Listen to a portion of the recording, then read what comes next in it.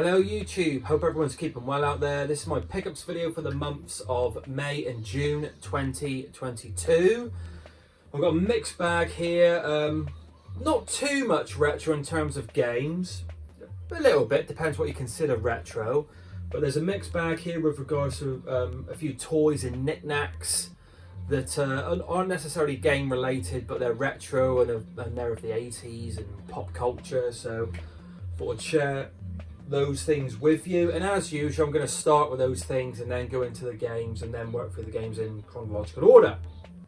So first of all, I'll start with the biggest item as well, and the most recent item I picked up in a charity shop. It's in one of those charity shops. It's near my mother, so when I go and drop my daughter off to stay with Nanny, there's a charity shop near there, and it's one of those where it's like, I keep going in and you're not really finding anything, but every now and again you find something and it keeps you coming back. It's one of those, it won't quite let you go, let you out of its grasp. Anyway, it's a big item, and I had something similar to this when I was a kid. Similar colours, similar design, but not as big as this. And basically it's a Virtuoso Cortina organ. I think this is from it's either the late 70s or the early 80s, so it's proper retro. I've given it a good clean, it works perfectly, and there's a few marks on it. There's a few almost like burn marks or heat marks in it, but I've given it a good clean up on the plastic. Every single button works. Some discoloration on the white aspect of the plastic there, but I think, you know, obviously is it the bromide or something like that in the plastic from that sort of era that does tend to go discoloured. But I've put this down in my daughter's game room. She's only 2.5, but she's already showing signs of a young Jean-Michel Jarre. So hopefully she'll get stuck into that. And my wife's been playing this. She's been playing my daughter the Peppa Pig anthem. She loves Peppa Pig. Anyway, enough of that. So a few bits of toy paraphernalia. Another charity shop that I go down, which is more local to me, and I always find bits down here. It's a fantastic charity shop. It's huge. I found loads of great things down there. And this was just in one of those bins you find in the toy area that's just got loads of toy cars and things like that in there. And it was all 50p. And I found a couple of things for my daughter, a couple of things for my nephew, and this for me. And funny enough, it was one of those where I've actually been starting to look at this particular vehicle on eBay, and I've got it for 50p, so it saves me looking any further, and I'm quite happy with it. It's the Mach 6 from Speed Racer. Now, I really enjoyed the film. I've only watched it once and I've really enjoyed it. I'm kind of scared to watch it again in case I don't have that same sort of buzz from it, but I remember watching it, well, just years ago, 12 years ago, 12 to 15 years ago. And I remember being really hungover, going out with the boys, and just getting back to my house. Anyway, just me and my Jack Jones, and yeah, sticking this on, and I just fell in love with it. I was in bed with a massive hangover, stuck this on in my room, and I thought it was excellent. What it's like now, I don't know, but I thought the Wachowskis did a great job on the film. Had a good heart and good spirit, and obviously great visual effects and direction. Some silly moments in it, if memory serves, but I'm not too familiar with the cartoon. I remember bits of it from being a very small kid in the 80s and being familiar with it, just catching glimpses of it on TV. But obviously it was more prominent definitely in Japan and in America. But yeah, Mach 6 car there, 50p, happy with that. Next, collecting a few childhood cartoon DVDs. If they're on Blu-ray, obviously I'll get them on Blu-ray. Not all of them have made it that far, but I've been keeping an eye out for this set for a long time. And the other set that I'm really looking out for is Ulysses 31. but it's Dungeons and Dragons, and it's in obviously tip-top condition. Lovely little box set, lovely artwork, lovely packaging, lovely design. Yeah, I used to love this. Great cartoon. So there's that one. What do we go for next? Now, Amiibo. I've got one Amiibo, and I've had no real interest in them. I've always thought they were quite good for what they are, but I saw it as a slippery slope, really. But this is one that came out, and my ears sort of pricked up, and my eyes popped out, and I thought, yeah, I might have to look at purchasing this one. And it's from a game and a game series that is very close to my heart. One of my favourite games of all time, or my favourite game of all time, Super Castlevania 4, and it's Simon Belmont. And it just came up for a good price. It's all boxed, and you don't really get too much figures or statues from Castlevania if you don't want to pay out of your ass for the things. So, I was really pleased to get this. Goes on my shelf up there, looks absolutely excellent. Right, next is a book. And I've noticed a good few YouTubers picking this one up and others in the series. It's by Bitmap Books, and this is a system that's close to my heart, and it's for the SNES and Super Famicom.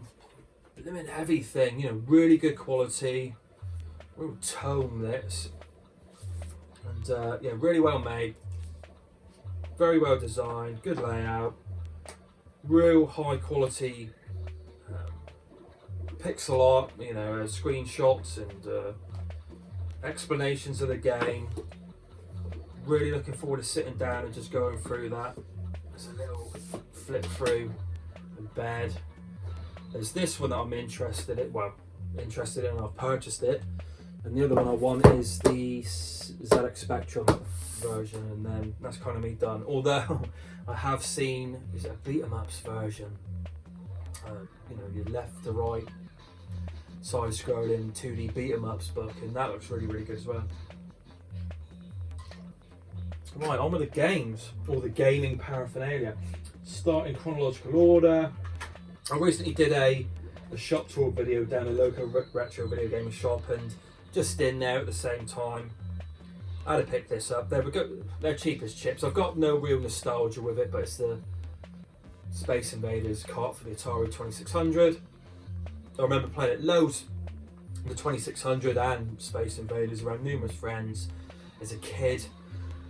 But even at the time, I seem to remember being quite sort of snobbish, thinking the graphics aren't that good, and being more kind of enticed with the 8-bit microcomputers, the Spectrums, and you know, Commodore 64 and the Amstrad, etc. I think it was just the big chunky pixels with the Atari 2600. But you know, obviously there's no doubting that this is a quintessential system of retro gaming. And yeah, Paul in there just gave me this for a very stupidly cheap price, so practically gave it away. And I could not resist. It's more as a kind of ornament, really, for my games room. So there's that one. Right. What's next? Right, next. Final Fantasy VII for the PlayStation 1 gets obviously huge amounts of praise, and I never owned a PlayStation back in the day. I was an N64 man, but Final Fantasy VI kind of went off my radar for quite a while. Now, is this, I know Final Fantasy 6/3 in America came out for the Super Nintendo. Is this that same game? That's a question for you guys, without me obviously Googling it. But I was intrigued with this one because I really like the 2D aspect of the Final Fantasy games, just that lovely pixel art. And yes, in cracking condition, this one all complete with a demo disc and the manual and the pamphlet. All hinges intact, and all the teeth from the CD clasp is intact. So yeah, looking forward to playing that one. Right, next. Let's jump onto the Xbox and start with a controller I got at the same time as the Atari 2600 game. It's the Duke, aka, if you're from Devon, Plymouth, Janner country, the pasty, as we used to call it, because it was a bloody great Gangster's pasty. And yeah, it's a huge monstrosity, isn't it? And I personally never really minded playing this. It always seems the donkey pad when my friend Mark had this back in the Bachelor pad that I explain about in many of my videos.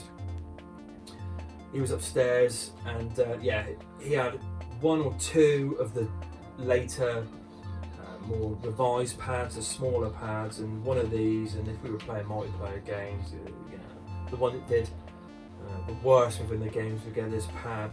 And with this one, I always thought that this was a wasted opportunity. This big Xbox plastic logo badge there. I always thought that, you know, why wasn't that some form of button, maybe a home button, or at least a start button or something? It's just like a huge waste of real estate. But I guess that's down to the technology of the time. Maybe later on, and obviously later on, they use that as a button in their console. So there's that one. Right, next on with the games, the Xbox games. My wife's a huge fan of Dr. Robotnik's Mean Bean Machine, which I've got as part of a PlayStation 4 Sega Mega Drive compilation. She loves that game. We play that many times. She's quite passionate and yeah, OTT with the game. So I've got Puyo Pop Fever. It came out it was a multi-plat game, but I've got the component cable for the Xbox, and it just looks so sharp and beautiful. She's yet to come up and play it with me, but yeah, it looks great. This Puyo, brilliant, fun puzzler. One of the best puzzlers I've played as well, and I know clearly my wife really loves it. Now next is a compilation disc for the Xbox, and it's for Atari's Anthology. Now originally I thought this was a compilation for the 2600, but that's not actually true. I think these have been given the 3D treatment, and whether or not these are Atari arcade games or a mixture of Atari arcade games and the 2600, I don't know. I've not really done my research, but found this cheap and how to pick it up. Next, a game for the Dreamcast. Now I've got I'd say 99% of the games that I want for the system. But this one's always eluded me. I've just been waiting for it for a reasonable price, and I got it for a cracking price. It's in a beautiful condition. Mr. Driller.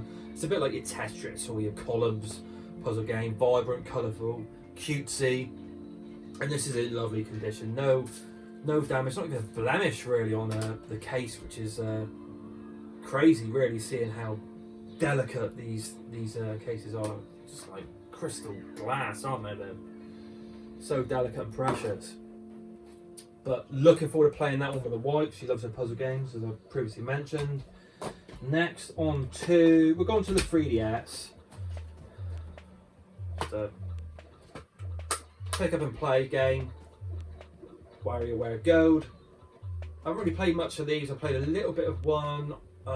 Is it Smooth Moves on the Wii? And yeah, good fun, good party sort of game. So I always wanted that one for the collection.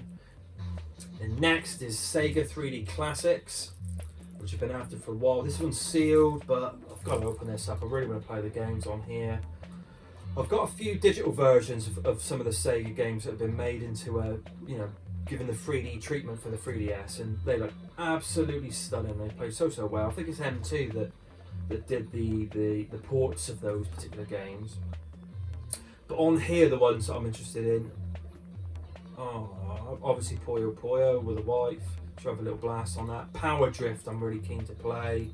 Sonic the Hedgehog, not so much, because I've got Sonic the Hedgehog 2 as a digital version. Altered Beast, I've never really been a huge fan of that game. Definitely not so on the Master System. Well, any version of it really. I always thought it was really overrated, but obviously significant for the Sega Mega Drive. Yeah, there's some interesting games on here. Fantasy Zone, great game. So yeah, I will open that one and play. Onto the PlayStation 3. This is a fairly recent pickup, just £1. MotorStorm. I've got Pacific Rift, which is the second game, and is Apocalypse, the third game. And how to get this? Well, this is a launch title for the system, and I was blown away when I saw the PlayStation 3 coming out in this game. At the time, the graphics and the fidelity and it looked like a next level game for for that particular generation of console. So only £1, couldn't resist. In this game, I've only got like 3 or 4 PlayStation 3 games that I'm sort of after for the collection, and then that's kind of me done, he says, before I discover more. And this is one I did discover through Champion 2D Rob on a fairly recent pickups video of his. Never even heard of it, but looked at it and thought, yeah, I've got to get that. It's not an expensive game, but it just looked really interesting. Sort of good, like kind of a quirky, cheap mechanic where you invert the world or something like that, or the world is inverted and you know, you've got like an anti-gravity suit. I don't know, but it's called Inversion. And yeah, it just opens up different gameplay mechanics. Third person shooter, is it, or was it first? I can't remember. Over the shoulder sort of shooter action game. But yeah, never really heard of that one, and I thought, you know, I was nearly done, but the PlayStation 3 library is so vast, you're always discovering more titles. And I'm sure I'll discover some more. Missed a couple of things here. For the Dreamcast, I've got my first soldering job coming up, and got myself a little soldering kit. I liaised with Craig Goodwin's Plates many moons ago about this, and finally got round to getting the battery and the clasp. I did just buy the battery, but I found out it was a different kind of battery that you shouldn't necessarily hook up, and I didn't have the clasp that was to be soldered into it. So yeah, it was never going to work. So I've got this. It's going to be my first Dreamcast or soldering job for any console. Apparently it's quite easy. Let's see how we get on. I'm pretty confident. So there's that. So next, this is kind of a peripheral for the Nintendo GameCube, and what I've been doing, I've got everything from the Xbox and PlayStation 2 and even the Dreamcast onwards, going from my HD TV, the Spectrum, the Master System, the Super Nintendo and the N64 are all running through my CRT, and they all look really lovely. But what I really do think, the Xbox, the original Xbox, the PlayStation 2 and the GameCube, they do look really good, or can look really good on the HD TVs. Now what I've been doing is trying to get all the best cables, or very good cables for all of them, so they do look at their best. The component I've got for the Xbox, the PlayStation 2, I'm still really to sort out. I've got an RGB SCART going through some very cheap HD, it's not really an upscaler, but some sort of converter, and it's not the best, but I'm looking to upgrade that to something. But what I looked into for the GameCube was the Retrobit Prism adapter for the GameCube, and it looks really, really good. The next step that I want to achieve with this is to get the software to run Swiss, which unlocks it again to, I think you can get 720i out of the console. At the moment, I think it's a 580, is it? 580 pixel screen resolution, but it looks really, really good through the HD TV, and that was a great purchase that I got for a really good price. I did have issues with the remote that the guy was selling with it. It wasn't working. He never used the remote, but I wrote off to, or emailed, the Retrobit company. They were really cool, and they sent me, after a bit of Q&A and some diagnostics via email, they sent me through a new remote, and the whole thing works beautifully. Got it for a real good price from this guy on eBay. If you're watching, mate, as well, apparently you realise that I'm doing a YouTube channel, so thank you again for that. It looks gravy. Thank you very much. Works a treat. Right, jumping on to the Wii U now. This is a game I've been keeping an eye out for a while, just for when we eventually have some form of social life again. Just having a kid, really, and being really busy in our jobs, mummy and daddy, and having people around and having a few drinks and playing some games is Wii U Party, or Wii Party U. Just a compilation of many games there for the Nintendo Wii. Yet to even boot this one up, I mean, what's the point without friends and alcohol, you know? So that will be being played very, very soon. We've got a few dates lined up. Right, this one was on eBay for a very good price, I felt, and it's sealed, and it's Rodia the Sky Soldier. Now, this is the one that comes with a Wii disc as well as the Wii U version of the game, and notoriously the Wii U versions like gimped or just pants in some way, and it's the Wii game that's the real darling of this little compilation. So yeah, looking forward to giving that a bash at some point. Or do I keep it sealed? I don't know. Maybe pick up another copy for a decent price and play that one. Right, jumping onto the PlayStation 4. Now, I get really frustrated with fighting games in particular with this, where Street Fighter, I'm looking at you, and Tekken, where they release a game that's bare bones. The original Tekken 7 game that I had didn't even have Lei Wulong on there, and he's a staple character from the PlayStation 1 Tekken 2 game. Why that guy was left off, and he was DLC, and you don't even unlock these characters now. The joy with the old Tekkens was fighting through with a particular character and unlocking their nemesis or their rival, and then being able to play with that character. But man, sadly, those days seem to be gone with these big fighters, and damn them for that.